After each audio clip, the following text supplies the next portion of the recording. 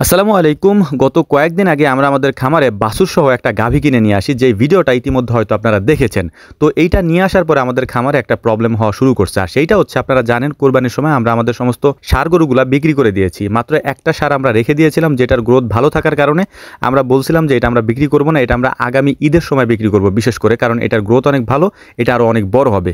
তো ওইটাই একটা প্রবলেম করতেছে, সেটা হচ্ছে আপনারা জানেন ষাঁড় গরু এবং গাভী গরু একসাথে রাখা যায় না, রাখলে একটা প্রবলেম হয়। যে কারণে আমরা যখন এই ষাঁড় গরুর ভিতরেই আমরা ওই গাভীটাকে রেখেছি, কারণ আমাদের এখন আপাতত আর কোনো জায়গা নেই। ষাঁড় গরুগুলা বিক্রি করার পরে আমাদের এই শেডে মূলত আমরা নিয়ে আসছিলাম হচ্ছে অনেকগুলা বাছুর, মানে আমাদের ওই বাছুরগুলা বিভিন্ন জায়গায় থাকতো, ওইগুলাকে আমরা নিয়ে এসেছিলাম হচ্ছে এই শেডের ভিতরে। তো বাছুরগুলা কোনো সমস্যা ছিল না, কিন্তু গাভী আনার পর থেকে ওই ষাঁড়টায় বেশ সমস্যার তৈরি করতেছিল। এটা কি সমস্যা যারা গরু পালেন তারা জানেন। এর ফলে আমি একটা সিদ্ধান্ত নিলাম যে ইমিডিয়েটলি এখানে হচ্ছে একটা পার্টিশন করতে হবে, অর্থাৎ পার্টিশন বলতে এই জায়গাটার মাঝখান দিয়ে একটা বেড়া দিতে হবে।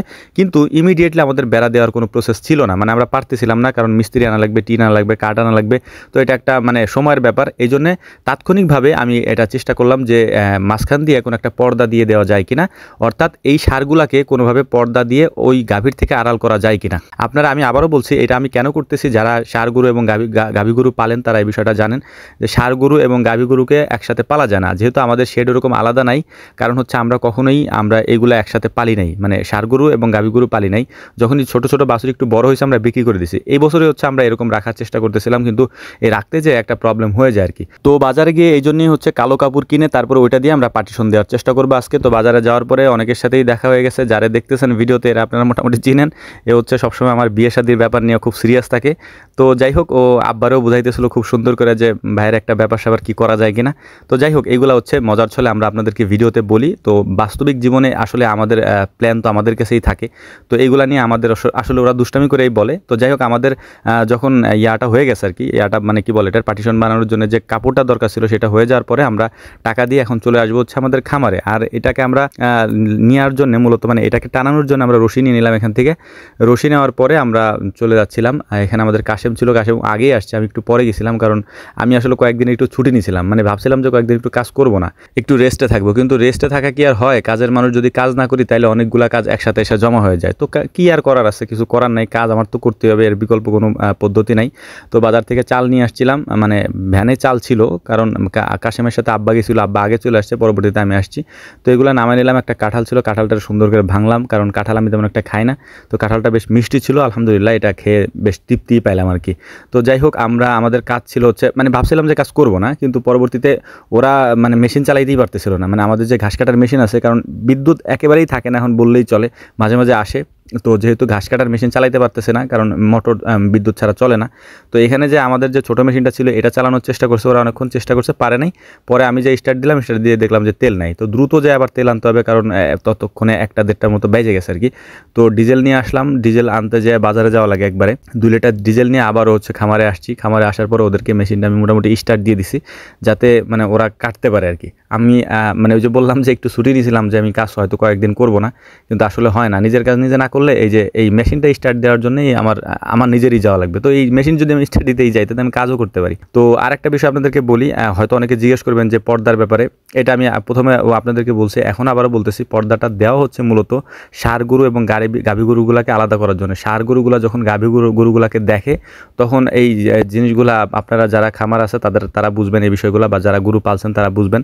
আসলে আমাদের কিছু করার থাকে না, এর কারণ হচ্ছে আমাদের খামার এরকমভাবেই করা, কারণ আমরা তো ডেইরি সেক্টরের, আমরা তো ফ্যাটেডিংয়ের না, মানে আমরা ষাঁড় গরু কখনো পালি নাই। এখন বাছুরগুলো যখন আস্তে আস্তে বড় হয়ে গেছে, শখ করে পালতে পালতে অনেকগুলো ষাঁড় হয়ে গেছে আলহামদুলিল্লাহ। আমাদের প্রায় এবার বিক্রি করার পরেও প্রায় 6টার মতো রয়ে গেছে, মানে 6টা ষাঁড় এখন প্রস্তুত হওয়ার জন্য রেডি।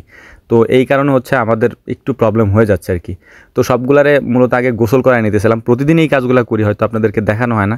তো এই যে গাভীটা আছে, এই গাভীটা আনার পর থেকে এই প্রবলেমটা হচ্ছে। আমি গাভীটাকে রাখছি একেবারে কোনার দিকে, মানে ওই গরুটা আর এই গরুটাকে রাখছি একেবারে 2 কোনায় 2টারে।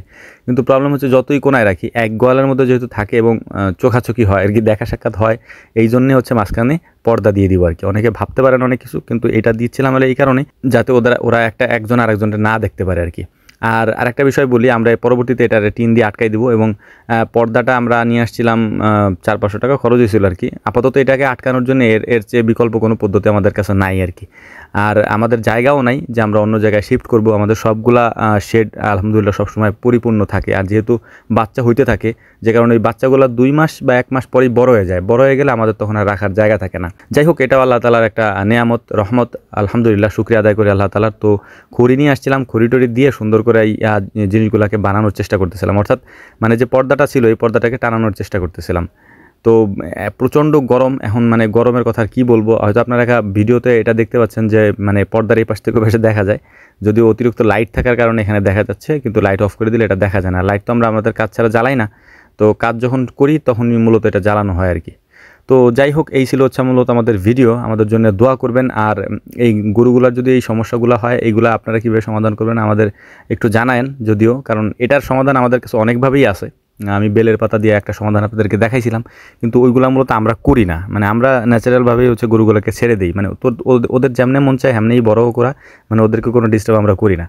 কিন্তু এখন যে সমস্যাগুলো হচ্ছে, মানে ওরা হচ্ছে অনেক বেশি লাফালাফি করে এবং এইটারে দেখে লাফ দিয়ে আবার ওইটার উপর ওঠে। এই সমস্যাগুলোর কারণে হচ্ছে আটকাই দেওয়া আর কি, যাতে এইটারে ওটা না দেখতে পারে। সামনে দিয়ে আটকাই দেবো। তো আপাতত এতটুকু করলাম যতটুকু করা যায় আর কি। এর পরবর্তীতে টিন দিয়ে পার্টিশন দিয়ে আটকাইতে হবে, এছাড়া কিছু করার নাই, নাহলে এই ষাঁড়গুলোকে আমি পালতে পারবো না এই সমস্যার কারণে আর কি। তো যাই হোক, আমাদের জন্য দোয়া করবেন। আসসালামু আলাইকুম ওয়া রাহমাতুল্লাহ।